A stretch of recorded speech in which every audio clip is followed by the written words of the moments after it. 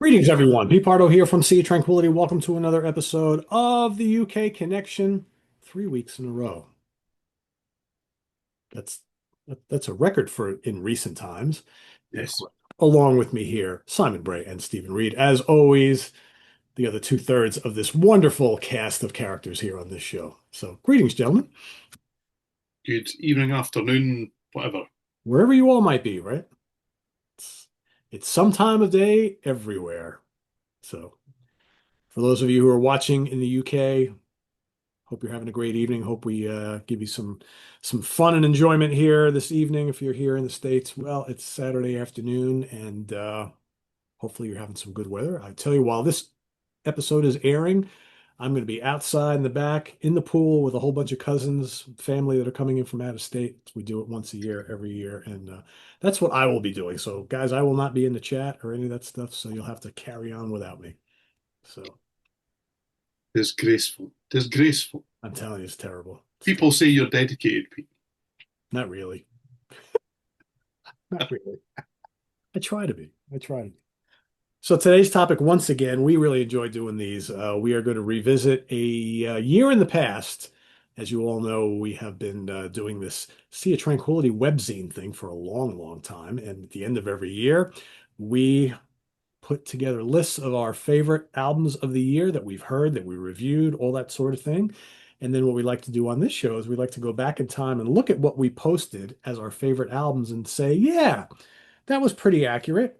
Or in many cases, we're like, as Simon would like to say, no. Why would that be in my top 10? No. What is that album? I have no idea. It was number 8. I don't think I ever listened to it after I reviewed it or whatever. So what we've done over the last couple of weeks is we've looked at our top 10s, and we're going to tell you what the top 10 was for each of us back in 2014, 11 years ago. And we're going to look through the rest of our list and say, well, what might have moved into that top 10 in all these years since? Or are we happy with our top 10s? We'll have to wait and see. But before we do all that, we have a little bit of business to take care of. Simon, what are you drinking? You're on mute, Simon. Simon's on mute. We can't miss any of these golden nuggets here. So yeah. Okay, well, Sorry, I'd rather not see Simon's golden nuggets, but I take yourself off mute either way. put it on mute because dog number two was barking outside and somebody went, "Shut up." Anyhow, okay. Now, dog number two is now here, aren't you, little girl? Eh? And dog number two can see that I, Simon the Incredible, have got a beer all the way from, thank you, Orkney. Where? Orkney. That's up Ork, there somewhere. Yeah, Orkney or Orkney? Orkney. Orkney. Wow. Orkney. Orkney. Okay. That's new to me. So, the Swanee Brewery in Orkney. This is from the Mutiny range, apparently. It's called Hola. So clearly it's Spanish, isn't it? Yes. Yeah, it's on the Swanee is an area of land on the northwesterly tip of Orkney's main island. It's a wind-battered place, but we love making beer here, and it's a way of life for us. So, of course, they brewed some unfiltered Hellas Lager. And Hellas Lager are a bit like Black Sabbath for me. I'm not a fan, but I'm going to go for it. Very light. Yeah, it looks really light. Yeah. When I poured it just before we came on air, it looked like a milkshake. Wasn't my best work, but yeah, it's so I can usually cope with one lager per day, and that's about it. When I'm maybe two if I'm on holiday, or 12. Yeah, but it gets a bit gassy. So yeah, it's all right. It's all right. I'm not going to give it a number this week. I'm just going to be a complete rebel. Like generally move it on because we don't want one of those 7.3 minutes. Now they've started talking about music, we don't want one of them. No. So what are you drinking, Steve? Well, I was going to try and help Pete first. So you don't know where Orkney is. If Oh, it's any help, it's south of Shetland. Okay, so moving along. Thank you for that. It's quite all right. There you go. Okay, I think that I've shown the Hoppo Hippo before on the show. Can't remember. It was probably a long time ago. So this is a strong and hoppy 6.2% IPA. Thank you very much, Simon. And it's from Broughton in Scotland. I think I probably said last time, Broughton must be near Edinburgh because there's lots of Broughton roads and things. It's in Tweeddale in the Borders. So it's not really near Edinburgh, but there you go. Anyway, it looks like that on the bottle. Looks like that in the glass. So Simon's is light. I would say mine is quite a dark Yeah, a IPA. little That is amber, right? Yeah. a bit surprising. Oh, but it's definitely an IPA. Oh, it's very hoppy. Almost bitter, actually. It almost looks like like a Sierra Nevada beer from out in California, which is one of the oldest IPAs here in the States, and it always has that kind of color. Yeah, it's probably very piney, very hoppy. Yes. Yeah. It's got bags of flavour. It's never going to be one of my favourites. So it's already one of these ones that's make my mouth kind of go It's got a too bite. much. As Chad Hutchinson would say, it's got a bite to it. That's a Chad Yeah. Hutchinson beer. I Yeah. would suggest there's too much going on here. Oh, yeah. Mm. Yeah. That's that. Maybe I'm just a blouse. That's got too much flavour for me. There you Oh, go. wow. Okay. All right. And let it be known before it's forgotten because it was thrown out there very quickly. And then Simon the Incredible, new nickname for Simon. So I heard that. Gary Joyce, I know you're watching. Put that in the notebook as another awesome I'm not nickname for sure that you can bestow the incredible on yourself. See that? I just threw it out there and kept talking like nobody was going to catch I it. suppose I crown myself Stephen the Twat. It's the same thing. I've long been known as Simon the Incredible. You Yeah. have. You have. I really, Yes. Never been uttered on this show, though. There's a first for everything. many people do in fact genuinely call me Simon the Incredible. They don't mean it. And it's Oh, they do. Oh, that is Simon. He is incredible. that and Bray Dog because I'm just so completely urban. Oh no, you are not the Bray Dog. I am indeed. I like that a lot, Bray Dog. Oh boy. That one can stay. Yes, we might have some stickers here for this. I think that's who I am on Instagram. Something. I'm certainly Bray Dog somewhere on somewhere in social media. So yeah. All right. Learn something new every day. So when last we met, 1 week ago today, I was talking about my refrigerator starting to finally look a little bare after all these months, right? So I made a trip to my local beer store. I didn't go crazy. I have lots to buy for this weekend because, like I said, I do have company this weekend. But I saw a 4-pack of something I've never had before. I think I've had beers from this brewery, but I've never been to this brewery. It's from Myers Creek Brewing Company here in, oh boy, where the hell is this? It's in some town here in New York that I never fucking heard of before. So whatever, it doesn't. I guess it doesn't really matter. Somewhere here in New York, but I've never been there. It is called Mo Honey Mo Kolsch. It is a Kolsch style beer made with local MCBC apiary honey. I don't know what that is either.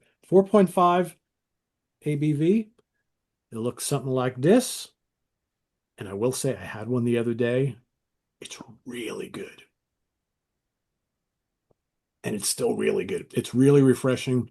It's got a little bit of honey flavor, but not too much. So but it's not overly sweet, but it's got a little sweetness to it. But it's really, really smooth, really refreshing. I like this a lot. I am going to give it a rating. This is a 4.75 out of 5. That's how good this is. This is delicious. The virtual classic. Mm-hmm. I I even was brought out lucky my enough to Kolsch be glass for it as well. So yes. I was lucky enough to be in Berlin at the start of the year. Much Kolsch was quaffed. Wow. I'm a big Kolsch fan. Yeah, I would I probably am say too. it's probably my favorite style of beer.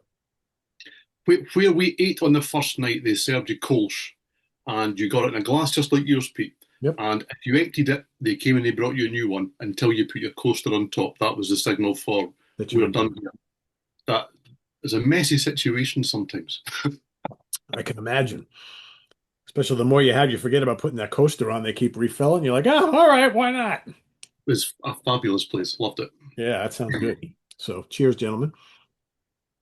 2014, here we come. All right. So we'll turn it over to Simon to explain to us his thinking in 2014 with his top 10 and then what he thinks of it today in 2025. Oh, well, that's going to be a problem, isn't it? My thinking in 2014, I can't even remember what I had for tea. Yeah, oh, gosh. Right, okay. And that has nothing to do with actual tea. That's what he ate for dinner No, he recently. ate it for his tea. Yeah, tea. Yeah, just have me tea. I'll tell you what, You can't let's just give me that one little one, right? I'm trying so hard here. God, you're doing very well. You thank you. one I one day try. one day we'll let you come over here. Okay. Yes. That is going Yes. to happen one of these days. That is Be going to be a afraid. mission of mine, and it's going to happen sooner rather than later. Just Be so afraid. everybody knows, for all you folks in the UK, I am going to come over there in the not too distant future. So we will set something up. Story for another day. Anyway, Alrighty. Right. What a few things I'd like to say about 2014 because I've looked at my list. And I'll tell you what I did notice about the list completely. I'm a really long way down I saw that earlier. Yes. Do you know why that is, though? because some of these people don't exist. Well, no, there's more to it than that. Please explain to me why I am such a lowly underling. Go on, I'm ready. Because they get posted in the order that people submit them to me. Oh, so he's suggesting that you were tardy, Simon. Well, That's what he's saying. he's never tardied, but he's always one Do of the you last see how ones he submitted. turned that round there? It's not true, is it? It's just Off not camera, true. people, that's what we've got to deal with. But Simon is correct. There is a bunch of people on this list that haven't been a part of SOT, the webzine, in a long time. I saw a couple names. I was like, huh? But, it happens.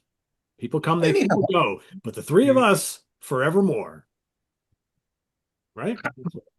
that's what you think. Absolutely. All the damn time. Yes. Anyway, I thought to myself, I can't really work anything out from looking at this list. I'm quite happy with this list. There's only a few I've never heard of. I'm going to name and shame them recently. Thought to myself, what on earth was going on in 2014? So I had a quick look. Mhm. And it turns out I've been like, so what I'm looking for, divorced from popular culture for even longer than I thought. 2014 is the year that Taylor Swift apparently dropped 1989. She feuded with Katy Perry. Ellen DeGeneres took a selfie at the Oscars. I mean, this is like what happened in popular culture. Ariana Grande released her second album because I'm English. Second, not there's no other word for it, but second. And so, and also it's the year when Kim Kardashian broke the internet, which appears to still be working because we're kind of like here, aren't we? So God knows what went through my mind in 2014. Let me tell you the ones that I can't just no, I can't remember. My number 44 was Harmony's Theatre of Redemption. I'm sure I made that up. Not a Of clue. course, he's failing to mention that he posted a top 50 for that I year. know, give it up for me, eh? Yeah. And yeah, I'm so pleased with myself, very, very pleased with myself. If you'd have said to me, hey Sam, have you ever actually heard a Harem Scarum album? I said no, but apparently I had it at number 33. Yeah. I have no idea who Dalton is for Pit Stop. Assuming it was Patrick Swayze's alter ego from Roadhouse. That's the Dalton. That's just not a clue. Just I don't remember actually ever liking a Primal Fear album, but I've got one at 21, Delivering the Black. But from there on in, I'm fairly happy. I'm relatively A happy. really power metal heavy list. Like, Yeah, but let's get straight to the point. I completely missed. Yes, Stephen. Who's Bailey? Nigel Bailey was Bailey, on. long way down. He's not a long way down. He's at 33. 23, sorry. He's a singer songwriter. Did he not write one of Easter's albums? I think he might have done. You put me on the spot though, but I think he did. I think he plays bass as well. I I can't think. help you. I have no idea Well, who he is. it's melodic rock, Steve, and that's why we don't do that show anymore. I made that up. We are doing it again soon. Anyhow, right. So this is the year that I sent my things in and thought I'm really, really pleased with myself. This is a good list, excellent list. And then the other list went up, and I went, shit, I've missed out the best one of the best albums of the year, completely off the list. But being that kind of guy, I didn't say, please can I, please can I change my. I didn't. I kept it as it is. And one of you has chosen that album as your number one, and I should have had it a very pretty high way up. But anyhow, right. So I'm very happy with the top 10. I'm very happy with the top 12. I'm happy with most of the top 20. I probably wouldn't change much about it, to be honest. And yes, it's a very power metal centric kind of top 10, isn't it? Many of them, though, I would strongly, practically all of them, haven't listened to them for years until I know until I realized that I had to, and practically none of them I can actually find. So, that's why we've got the list in front of us. Go to the list, kids. So, my time was AC/DC's Rock or Bust. I like it. I don't think it was in my favorites when we did AC/DC's favorite, least favorite, most convoluted. Nope. Overland's Epic was suitably epic. I still, yep, still like that. Still got Escape from the Shadow Garden Magnum. I had it higher than quite a few people. Thank you. Thank you. That's why you're a professional and I'm not. Actually, I've got Blackstone Cherry's Magic Mountain at 7. I kind of went off them, Mm. especially when they started deciding that they were a blues band. But I have seen them quite recently, and they were really good. Um, Ed Guy's Space Patrol Defenders of the Crown. It's like a middling Ed Guy album. In the same way that my 4 Iron Saviors, Rise of the Hero, my 5 Hammerfalls, Revolution, are middling albums from those bands. I like them. But if you said, hey Simon, what else is on Revolution apart from Hector's Hymn, I'd go, yeah, but ooh, yeah. Hmm. And I listened to it earlier as well. So yes.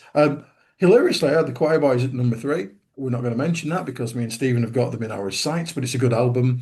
Yes, it did. My number 2 is not overly SLT friendly. Jimmy Barnes' Hindsight. That's where he re-recorded some of his hits, and it's a great record. The version of Working Class Man is absolutely fantastic. But I am, however, very happy to stand by my number 1 of 2014, which was Bloodbound, Stormborn. I've listened to that today. Fantastic. I was driving through Higher Wealton. I know. I know. It's an actual place. Don't know about Lower Wealton. Higher Wealton. It's not. It's one of those like most conservative with a small c kind of places you could find, and it's one of the few places in England where you can actually think, oh yeah, look at all those Union Jacks. It's not the most Simon friendly place in the world. I think they're all kind of like a bit reformy, you know what I'm saying? And that's not really my thing. But I was thinking, as I was driving along, I was thinking to myself, how many people in High Wheelton right now are listening to um, air power metal? Or be something called Satanic Panic. How many people are Satanic Panic? And Iron Throne. How many people are pumping the fist as they go along the winding roads? And this is an excellent, excellent album. I think practically everything by Bloodbound is excellent, but like most really good power metal, they throw everything out of their shit. Yeah. At some point, somebody said, "What do we need for the song Nightmares from the Grave? What do we need? Nightmare from the Grave. What do we? Kiddie choir. That's what we need." So of course they got a kiddie choir. Why not? Fantastic. Why not? If you're going to throw the kitchen sink at things, let's go for it, shall we? I feel like we should. It's actually a pretty good year, 2014. Very, very happy with my choices. Very, very happy. But nobody is bringing their absolute A game, apart from possibly Bloodbound, Iron Savior, Hammerfall, Egg Guy. There's a middle ranking Dragon Force albums, a middle ranking Springsteen album. It's a solid year, but not great as far as the Bray Dog is concerned. That Magnum album is pretty good. Yes, but they got on a roll, didn't they? For this century, but most of them are just like, all right, it's not because let's be honest, most bands release the great stuff, the really great stuff, early doors, don't they? And then if they're producing good stuff as they get on, you think, yeah, that's excellent. That makes me happy. And all these things made me happy. I think I mean I have a few of their albums, but I think if you were ever interested in doing it, a Bloodbound ranking the album show done by Simon would be lots of fun. Can I Just tell you? Peter? Can I tell you something? yes, you can, Simon. Well, I mean, there'd be no show and tell because they're one of those artists that appeared right around the time that I was using iTunes, and that's where they all are. But anyhow, the other week when we did this, and you said, Simon, what we really need, and Stephen knows this, is a Power Quest. You know where I'm going with this, Stephen, is a Power Quest ranking. And what I did is I went upstairs and I got six. I actually got five of them because one of them's on vinyl, and brought them downstairs. Big pile. Look, just big pile of CDs. I'm gonna do a review, a listening room soon because I can't. Big pile of CDs here. Somehow, and Stephen knows this, I have managed to lose from walking down 13 stairs. Magic Never Dies by Power Quest. I know. Somewhere. How how shit is that? Well, first of all, check with Kermit because maybe he's trying to get back at you for leaving him exposed to your dog. There's a certain He's guy in your cupboard that also might be trying to get back at you, and maybe he's got it. it could be, You but never know. it is the big digipack one. It's the one that you thought I can't. I'm going to lose one Power Quest album. It won't be Magic Never Dies, but it is because I was going to do it. I was ready. I was ready to do it. And I don't do Prezi, and I don't want to look the wrong way around. So I'm going to dig it out, and I will find it sometime before the end of summer when I have my long teacherly holidays. I'm gonna find it and do it. We will wait patiently for that then. Excellent. Cool. All right. I'm done. I'm going to drink my beer. Okay. Well, yeah, I have, and maybe more me than the year. I found this to be a complete contradiction because Simon did a top 50. I mean, who does a top 50? I did a top 100. And then I've Oh, read, oh, you did. I'm looking at it, boy. Woo! I did a top 100, and I've read that list and thought, yeah, it's an all right year. I did a top 100, and it's an all right year. Do you know that? I honestly, going through my top 10, are there classics here? Maybe one? Maybe one? Ah, yeah. Anyway, back in the days where I must have listened to about 7 albums a day, every day of the year. And, ah, who knows? Goodness only knows. Right, anyway, so top 10. So my top We 10, were machines back then. we were machines, but I also did a job that allowed you to listen to music all day, every day without people phoning you and want to talk about work. These Yes, people. that thing that gets in the way all the time, right? Yeah. Yeah. Anyway, enough of that bullshit. So, my number 10 is Unleash the Fire by Riot or Riot V or Riot 5 or whatever you want to call them at this point. Tom Michael Hall on vocals. I mean, Riot are always good value. He's fantastic. I have extolled the virtues of his vocals before. Absolutely brilliant. Love this album. I've re-ranked these. So this was at 10. It would now probably climb to number 6 in my top 10. At number 9, I went looking for all of these albums earlier today, is Audrey Horn, Pure Heavy, and I can't find it because I don't have it. I've got And it. There you I, go. and I see Simon's got my copy. It's next to Power Quest. So it's one of those ones that I genuinely went, oh, I don't own that. So found out today that never bought it. So it must have been from a download as it was back then, not a stream back in these days. You got to download things, and that in itself sometimes led you to not buy things you really liked, because I drove about for a living at that point. I used to burn CDs like it was going out of fashion. So you would stick things on a CD and you'd play it away and then you would file it. And in your head, well, I've got that on CD. So I didn't buy it. So I will be buying that soon because I still really like Audrey Horne. The album was called Pure Heavy.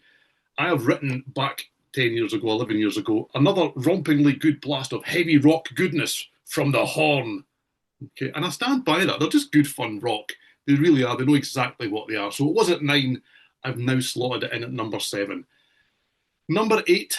Now I can't hold this one up either. I'm sorry, Dave Bainbridge with Celestial Fire. I can't hold this one up because I don't have it anymore. I did have it. The guy, he's from Iona. I've written Fiery Folky Yes. That's what it's like. It clearly didn't resonate much over the next decade or so because I then got rid of it. So that's fallen out of my top 10 completely. Number 7 is IQ, The Road of Bones. And I've written one of the best albums these UK veterans of prog have produced.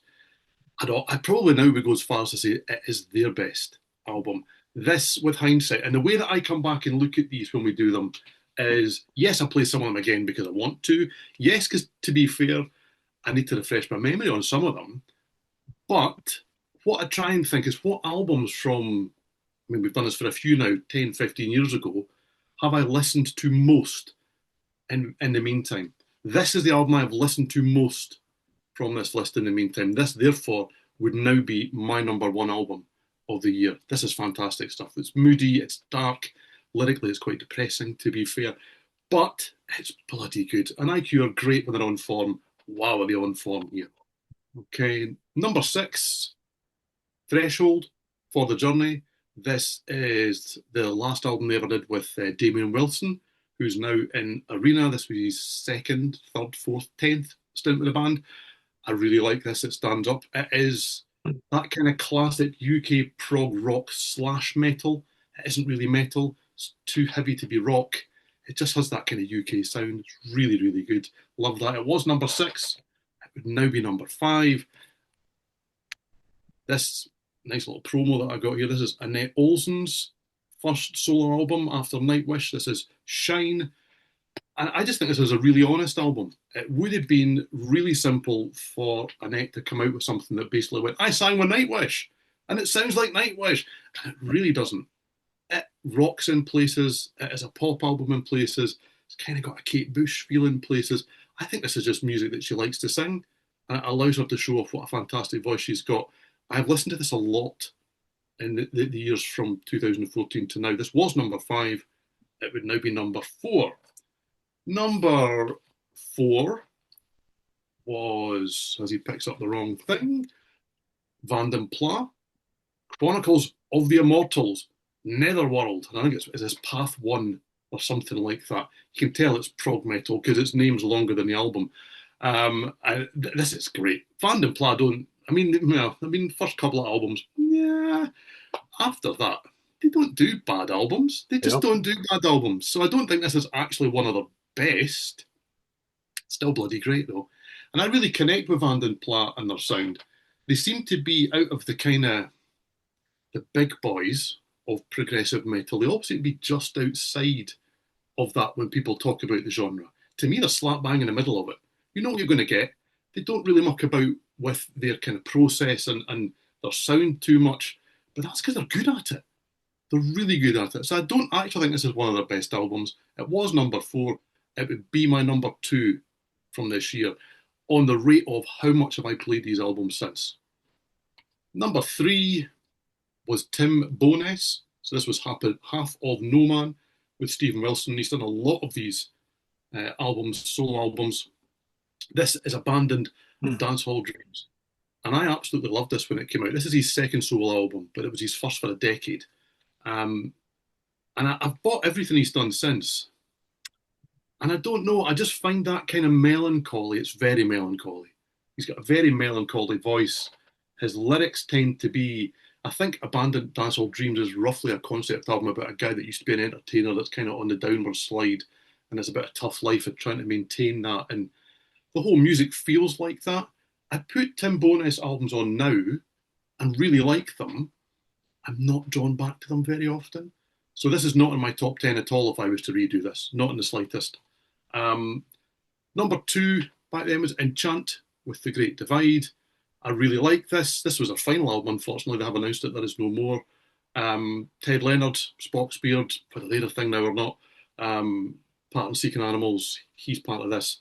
Really like this. The same again, I haven't listened to it too much. And I was contemplating why, with some of these albums, have I not gone back. And I'll also include 2 albums that are not in my list at all. Anywhere here, they were much lower down. One might not be in the 100 at all.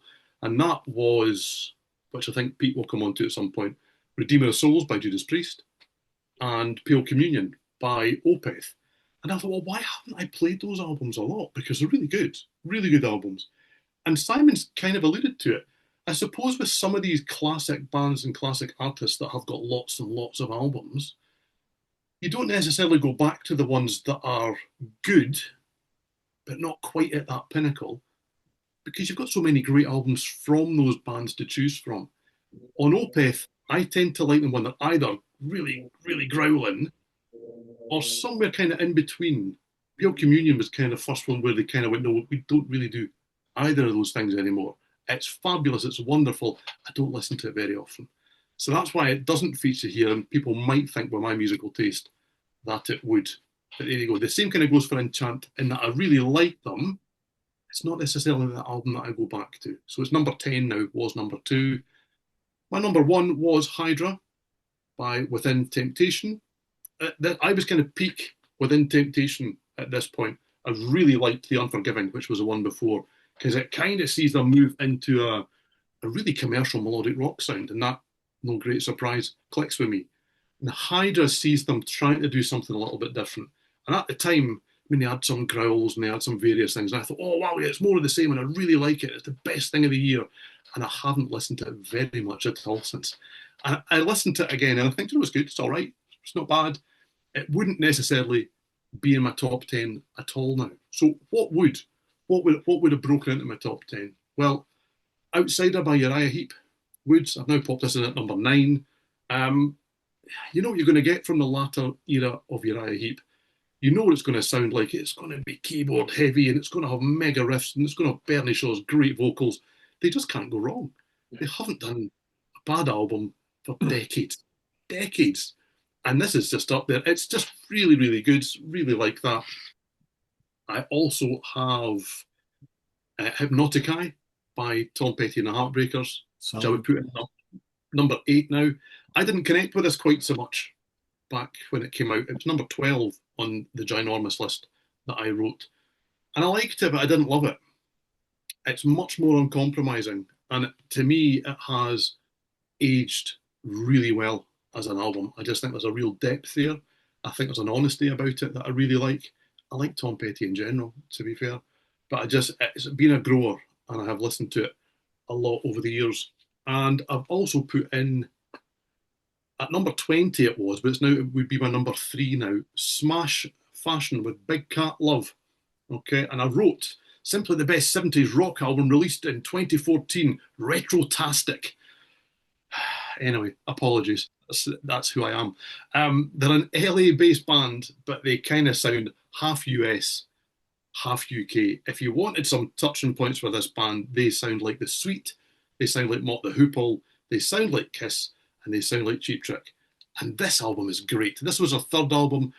I think I've only had one more since, which I don't have, and I should, purely from the fact that it's called Rompus Pompous. Okay, that's one of the best album titles ever. Come on. But there you go. This is really good. I really, really like this. And I had this on again today. It's absolutely fantastic. A couple of honourable mentions. The Dowling Pool, which is Willie Dowling and John Poole. It's kind of XTC-ish. It's just all over the place. I wrote in my notes, Madmen make melodic mayhem magnificence. And I stand by that. And then a really bad show and tell. This is a band called Skyscraper. I got the promo. If anyone knows about Lee Small, who was in Shy when they did the self-titled Shy album after Tony Mills, he's currently, I think, in The Suite. He plays bass and is one of the guys that sings. He sounds, Pete, like Glenn Hughes, is what he sounds like. And by that, I mean he can hit those notes, he can reach those notes, he's got that power and he can hold those notes. If you haven't listened to Lee Small in anything, you should listen to Lee Small. And he's a singer on Skyscraper, and it's absolutely fantastic. Love this. Just it's an AOR album with a fantastic singer. There you go. And that's my year. Cool. No, it's not, is it, Stephen? Because I noticed that you also did a list of 20 EPs. Well, see, there's a story about the EPs because back then I was also writing for a magazine. Uh, So I wasn't just writing for the website and writing 30 minute reviews for the website. I was also writing about 12 bi-monthly for a magazine, plus an entire EP column. So I did the whole column. So I got a lot of EPs at this point. I can't remember anything that's on that. What's on that? Wow, good old Voodoo Six and Patty Russo from Meatloaf. You're a fan of all this stuff. You did 20 reissues, recorded slash box sets, and at number three you had Acoustic. Stephen, defend yourself. It's stripped bare. I see what you did. I don't mind acoustic. What about Acoustic 2? Well, that's a step too far. Oh, there we go. 10 live That's too albums. much stick. Yeah. It's, And then you didn't even put numbers on your live acts. I'm just yeah, saying. but by that, if anyone had actually read that far, they can just make up their own list by that point. I really did because that's the kind of guy that I am. But I would going back to your list. I don't have Within Temptation anywhere near my top 50. I don't think, and I can't see it anywhere. And I still wouldn't. I, I Isn't interesting. I really like early Within Temptation, and you like it when they get more, um, less symphonic. Yes. I think also I had resistance to the symphonic thing when it was everywhere. There was a period of time where, like progressive metal at one point, I remember back in the day, if anyone from the UK used to get a little review pamphlet from Destiny Records, and it was a mail order catalogue basically, but they had a guy called Dave Cockett used to write a whole pile of reviews for them, and you could go through and every second review said symphonic metal. Every second review said female fronted. Every second review said progressive metal. And it got to a stage where I genuinely used to write in my reviews for progressive metal. If there were as many people buying progressive metal albums as there are making them, these albums would be at number one. And that was kind of what I felt about that kind of symphonic metal thing. So people played me Within Temptation, and I went, oh, not another one. Now I've gone back to some of that earlier era and realised that, yeah, there's a reason why people revered them because they were genuinely one of the best doing it. So they're still not my era, but yeah, kind of I learned the error of my ways. It's unusual for me to not stick with a band uh, all the way, and they're one of those bands where I haven't. This was the last album I bought, actually, Hydra. I haven't stuck with them since this. I haven't enjoyed anything since. There we go. There we I don't go. even think that made my list at all. No. It seems to be a divisive album from the catalogue. Yeah. I think, as Simon has mentioned, people who are fans of the band will see that I had it at number one and go, what? But it wouldn't even make my top 10 now. I don't know where it would land on that ridiculously long list, of which I know most of still, to be fair.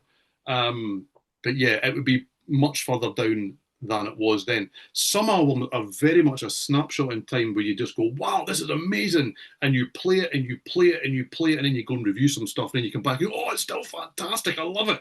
And then you come back a year later and you go, yeah, it's all right. This is all right. Quite a lot of albums just like this big sugar rush. You think, oh no, this is really, really good. Oh, next piece of sugar. Oh, something else. Exactly. Yeah. Oh, Yeah. The next shiny bright thing, right? Bring it up. yeah, 11 years later, you think, what is this? I don't Yeah. remember any of this. So, yeah, I tell you what I do. What else I do notice that if they turn up in the order that we send them in, Mr. Pete Pardo always sends us in first. Always. I'm pretty good that way. You really? Wow. I think you'll find, Simon, that Mr. Peter Pardo doesn't have to send his to himself. Yes. Really? Well, I still have to. I have to deliver it to Duncan, but he You gets do, mine. you do. You know, Yes, remember, I compile mine all throughout the year. So when it comes like first week in December, I'm like, okay, I'm done. Yeah, I do, and then I still miss off my one that should be in the top three. Yes, Stephen. that leads me to another question then. Because I do that, Pete. I keep a list of everything I've listened to that I've liked enough to think it will feature at the end of the year. if I've reviewed them, I give them a score and all this kind of stuff. And then I get to roughly the end of November because we've got to have this in reasonably sharp in December so it can all be online. And I immediately already at that stage disagree with myself. I can't agree with the order that I've put them in then. So do you read your list from what you've done through the year, Pete, and go, yep, that guy knew what he was talking about because I don't. Uh, well, the problem is sometimes like the stuff that comes out in January and February, you may love it early in the year, and then by the time you get to November, you're kind of like, I haven't listened to that since then. But so basically, how I work, and you guys probably do it the same way. It's like anything that I've listened to or reviewed that I have given a four or 4.5 or 5 star goes on my list. If it's a three, I may put 3.5 sometimes because I'm a perfect example. So like when I reviewed the new Destruction CD a couple months ago, I gave it a 3.5. I was like, yeah, it's good. It's nothing spectacular. I kept it off the list, but I kept listening to it. And the last couple of weeks, I'm like, I fucking love this album. And I'm like, I would give this a 4 now, and I put it on my list. And it's going to show up late in the year. So that does happen usually. My biggest issue is that by the end, by November, my list is so damn long. I start looking through it and I'm like, half the shit I've forgotten about already, right? It's hard. So, we always say, and you reiterated it before, which of these albums have we listened to the most? It's not technically which album is better or like, because there have been albums that I've given 4.5 or 5 star because they're technically amazing albums. But if I'm not still listening to it by the end of the year, it's not gonna I may have something that I rated a 4, but it just resonated with me more over the course of the year and I've listened to it more. It's hard. This is not easy to do. It's not easy to No, do. That's why we're doing this exercise because now we go back and look and like, yeah, I don't know what I was thinking then. But it's a moment in time, right? It's as we're gonna find out right now. So I'm gonna count back my number 10, and I also did a top 100 as well. I think it's been a couple of years since I've done a top 100. I don't know. The last couple of years has been there was a while there for every year it was 100 and I was like, at even 100, I was like, I got another 50 I could easily put on this list. But all right, so my number 10, 11 years ago, was AC/DC Rock or Bust. And I said, so much fun, it's AC/DC after all. It's really not that good. I think we were just so damn excited to get an AC/DC album at the time that we're like, yeah, it's great. But now it's like, yeah, the follow-up album is much better, I think. So this would not remain in my top 10, not even close.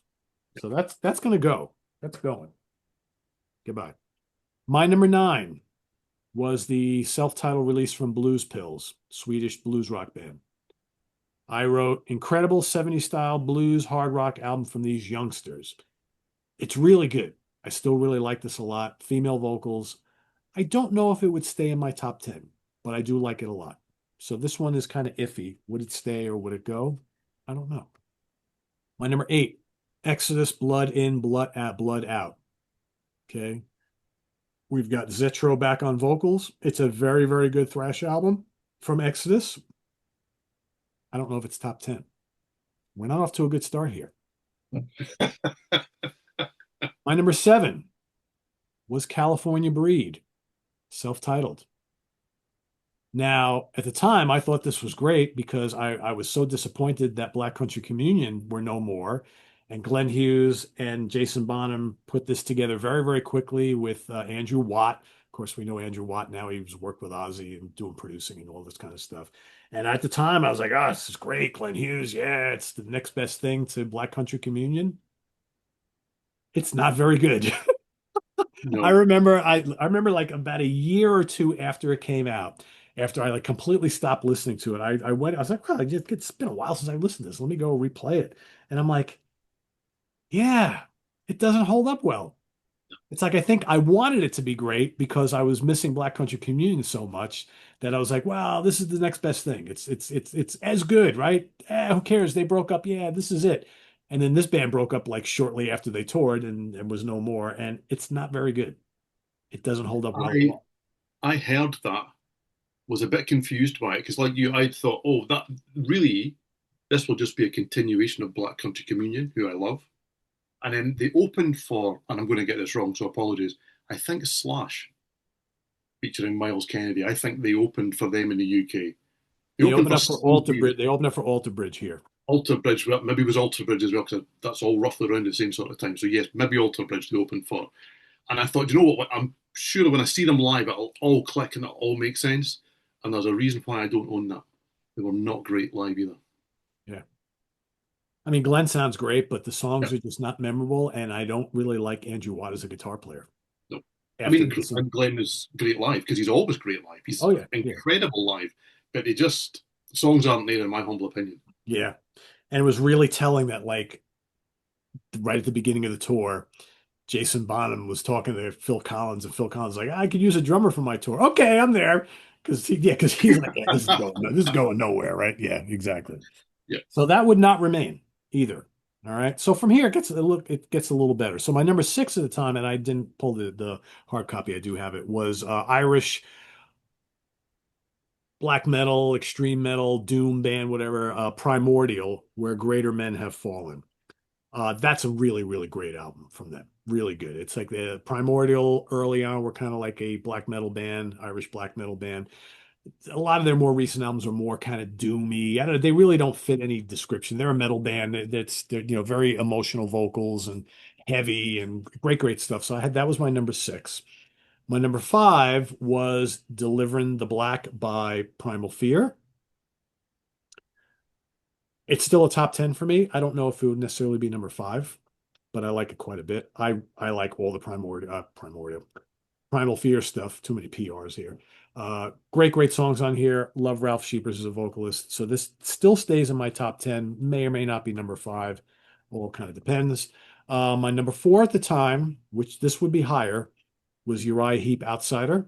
Everything that Steven said, absolutely true. This is an amazing record.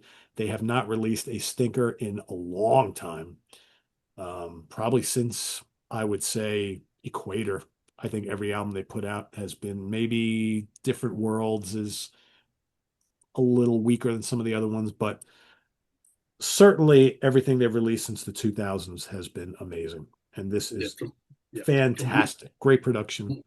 From Wake the Sleeper onwards, it's untouchable. Untouchable, right? Yeah, Sea of Light is great, right? It's yeah, just there's yeah, so this is really, really good. This would probably be my number three if I were to re-rank everything. It was my number four 11 years ago. My number three was Blind Rage by Accept, which I think is a really solid album for them. This would fall down a bit. This would probably stay in my number 10, my top 10, but it would not be number three. I found that a lot of the Accept albums since Mark Tornillo has joined the band, they're all very good. yeah. After like the first two, they're kind of all starting to sound the same to me, and I find I don't return to them often anymore. But when I play it, I'm like, oh, yeah, this is really good. But that doesn't happen too often. Production's great, of course, Andy Sneap and all that sort of thing. A little mechanical, but still solid, but not number three. My number two would probably stay the same, I think. Um, Pale Communion by Opeth. I would agree with Steven, though. I'd probably listen to the next two a little bit more. I think as the transition album, this one at the time was a little jarring. It still is. It's a little avant-garde. It's so different. It's still great. It really is. But I think that at the time, some of us were like, okay, we accept this new proggy direction, but we kind of miss death metal a little bit, right? But it's still really good. I listened to it recently. I was kind of like, yeah, it's still a very good album by them. That would probably stay at my number two, or maybe not. Yeah, probably. My number one at the time was Judas Priest, Redeemer of Souls. I still really like this album a lot. I recently went and listened to a bunch of the more recent Judas Priest albums back to back, and I'm like, yeah, you know what? It's really good. I mean, I love Dragonaut. I love the title track. I love Halls of Hell. I think it's a little front loaded. It's a little bit of a long, long album, but man, Cold Blood is still good, and Swords of Damocles is really good. There's really good stuff on here. I think it's a very, very strong Judas Priest album for later in their career. So that would stay as well. So what would come into my top 10? Somehow Somehow, somebody, somewhere, Rival Sons, Great Southern Valkyrie was way down on my list, was at number 29. I think the last time we did this topic, I also had a Rival Sons album that was like 50 or something. I don't know. Ever since like a certain album, every Rival Sons record for me has been a top 10, top five usually. Maybe I wasn't quite 100% on board yet, but I think this album absolutely is amazing. And this is easily a top, this is probably a top five. Remember how I mentioned kind of Accept would go down and Primal Fear might go a little down? This is probably maybe number four. It's amazing. I love Rival Sons. I think they're absolutely terrific. Also, and that was my number 29 at the time. My number 30 was IQ, The Road of Bones. Absolutely is a top 10 for me. This, if it's not my favorite IQ album, it's number two or three. It's that good. It's dark, it's moody, heavy in spots. It's nothing happy going on here. This is not your typical UK neo-prog at all. I love this album. I like serious dark IQ. I really do a lot. And I think they've done a bunch of albums kind of in this mold, but this is an amazing, amazing concept album. That definitely would be, this would probably be, oh, maybe number six, five or six, something like that. It would be right up there. Also coming in the 30s, Sanctuary, The Year the Sun Died. Great return for this band. Of course, Warrell Dane kind of put Nevermore to bed for a little bit, decided to put Sanctuary back together. I think it's just as good, if not better, than their two 80s albums. I love it a lot. Great kind of dark, moody, progressive metal, I guess. Thrash, power metal, US power metal, whatever the hell you want to call it. Really, really good. That would creep into my top 10.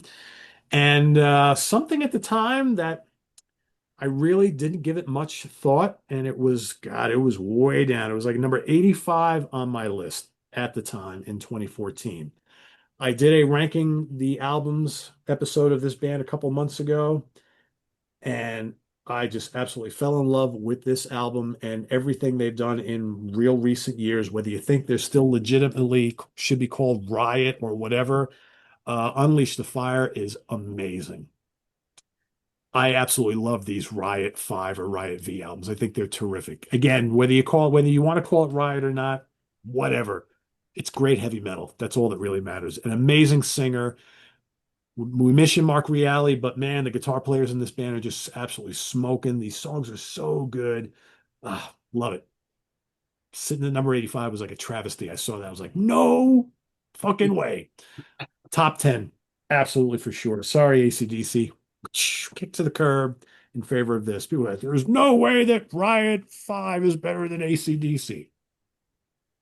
This album is way better than Rock or Bust. So yeah, so I got some additions here, some subtractions, but it's just, I mean, and there's all sorts of other great stuff in my lower mat. Like, I've got like the Vintage Caravan, who I love a lot, is ranked pretty low. I got Down is ranked pretty low. The Golden Grass, Electric Wizard, which I like. There's some stuff, I got the Wishbone Ash way down below. Pretty Maids, Crowbar, Red Dragon Cartel. But there's other stuff that's floating in my top 25 that I'm kind of like, uh, we both, I think, yeah, you had Transatlantic pretty high too, Stephen. I had Evergrey at number 15, Anathema's number 14.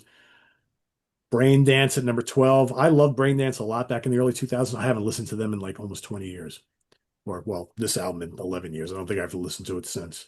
Mastodon, I had at number 11. Once More Around the Sun. This one gets Cannibal Corpse. I had Vader, Brainstorm, Fire Soul. That would probably stay. I had some really solid stuff in my top 25. Glass Hammer, At the Gates. So some good stuff. It wasn't a terrible year for music. I think there was a lot of really good to solid stuff. I think Simon mentioned that there was no maybe classics in this year. That's probably pretty accurate. Yep. Yeah. But a pretty good year, I think, as I looked through the whole list. But yeah, did you guys find a lot of stuff that you look at and you're like, I have no idea what that is? Not as much as previous No, years. not as much. Not as much. There's a few for me that I'm like, I have no idea what that is. I Yeah, I did mean, notice I had Pink Floyd, The Endless River at 41. I don't even know if it would rank that high after. I think we were just so excited to get something from Pink Floyd, but it was like, oof. I think Simon yeah, had it pretty high. I think we've touched on that before, and Simon's still quite keen on it. I think it's not for me. Would be the best way of putting that. I haven't listened to it in ages. There's lots of great things further down. Gandalf's Fist, The Forest of Fey. That's really good. A band called Black Wolf with The Hunt. They were just a kind of good, honest, classic rock band from the UK that were short-lived. A couple of albums, few singles. Saw them live. They were really good. Better Days Coming by Winger. That's really good. Yes. That era of Winger seems to age really well. I think Big Elf, Into the Maelstrom. They were a good band. We like them. Lots of such a solid year that going through kind of from 15 down to 50. I'm not going to look beyond 50 because who wrote the rest of that? No idea. What have I got beyond it? Oh, Wishbone Ash. That's good to be. That's good stuff Yeah, I in had there. mine. Yeah, Yeah. okay. CJ Wild, I've listened to that a lot. FM with Futurama. That's a good album. Triptychon. Yeah, okay. There's lots of good stuff right the way through, Yeah. but there's not a really, really knock you sideways album. I don't think across the whole year. Be interesting to see if people in the comments agree or not. Yeah. Did Ace Frehley Space Invader make your list? Yes, I've got it at number 80. That I would Wow, suggest is a 47 that, on mine, but yeah. yeah, I would suggest that's a sympathy vote. I I mean, well, let's be everyone honest, knows, it's probably one of his better solo albums in recent years. So yes, everyone knows how much I love Kiss, and I've got all the Ace's solo stuff, even the covers albums. I haven't really enjoyed anything top to bottom since Trouble Walking, and that's a long time ago. that's a long time ago. That's a Yeah. long time ago. Yeah, I'm seeing names. I don't like Supernal Endgame. Don't know what that is. Oh yeah, they were a progressive rock band, very kind of Christian focused with the lyrics. That's Yeah. really good, actually. Oh, Very that was good. on that label. Wasn't that on T EPR or something like that they were called. yes, that's right. Yes. Yep. The Sox, Heliopolis, Distorted Harmony, Red Zone Rider, The Deep Project, Mad Artwork. I don't know what any of this stuff is. Dread Sovereign. Yeah. Jeez. It's interesting. It is interesting when you go through this stuff. Malpractice. I don't know any of these albums. Well, Kill or Be Killed. That was quite good. There we go. Anyway, sorry. Yeah. I don't know. There's a lot of question marks here, but hey, whatever. That's what happens. You review a ton of stuff. You like it. You give it a good rating, and you file it, and that's it. You put it on your list at the end of the year, and then you go through these exercises, and you're like, yeah, what the hell is that? Okay.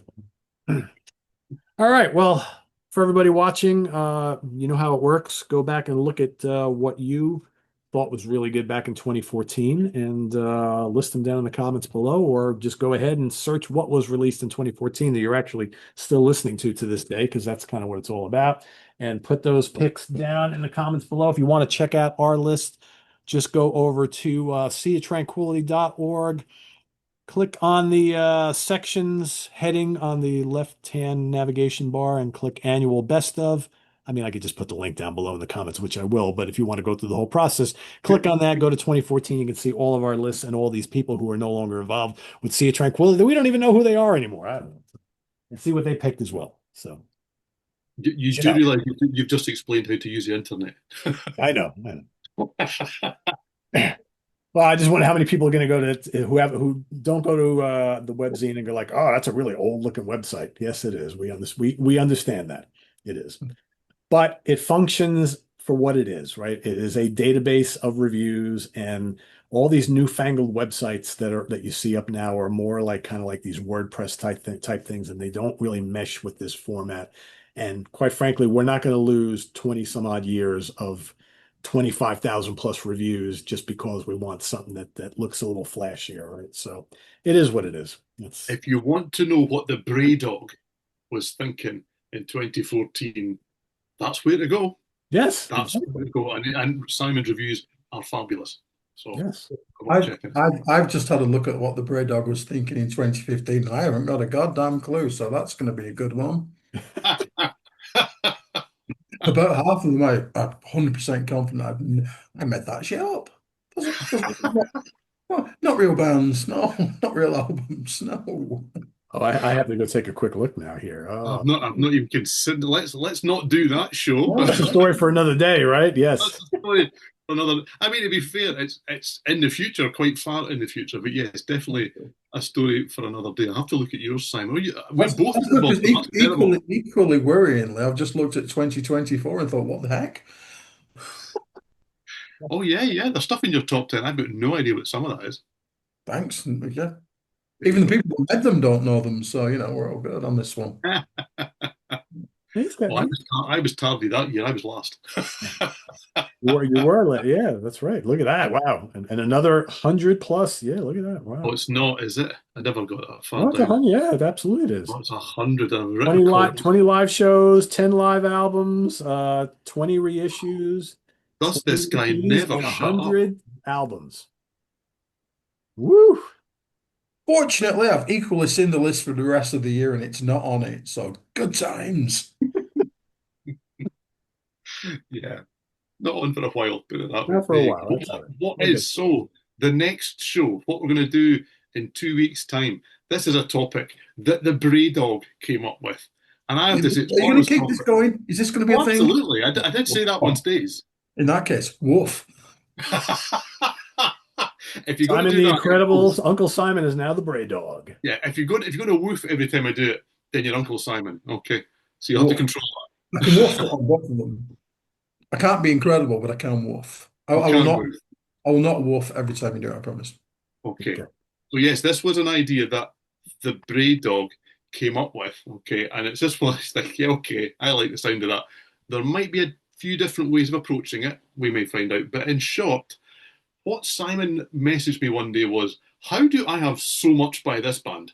And that is what we're going to do in 2 weeks' time. So we're all this pile of stuff that we've all got behind us, and you guys do at home too.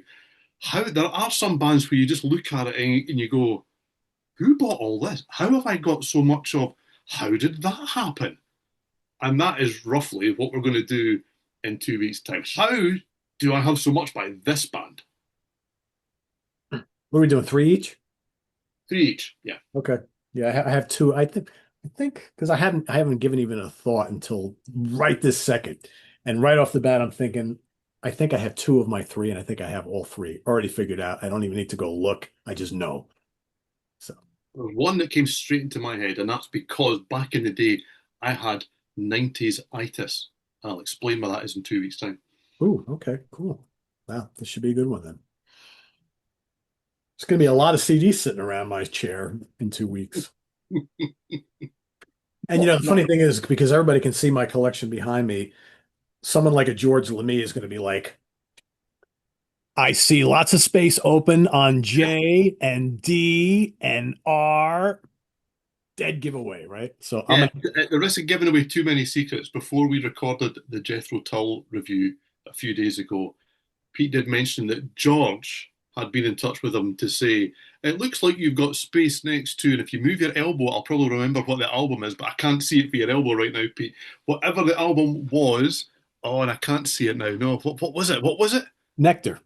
Nectar. There Right we there. go. Next to the nectar, you've got some room next to Nectar where there's room to put them still in front of.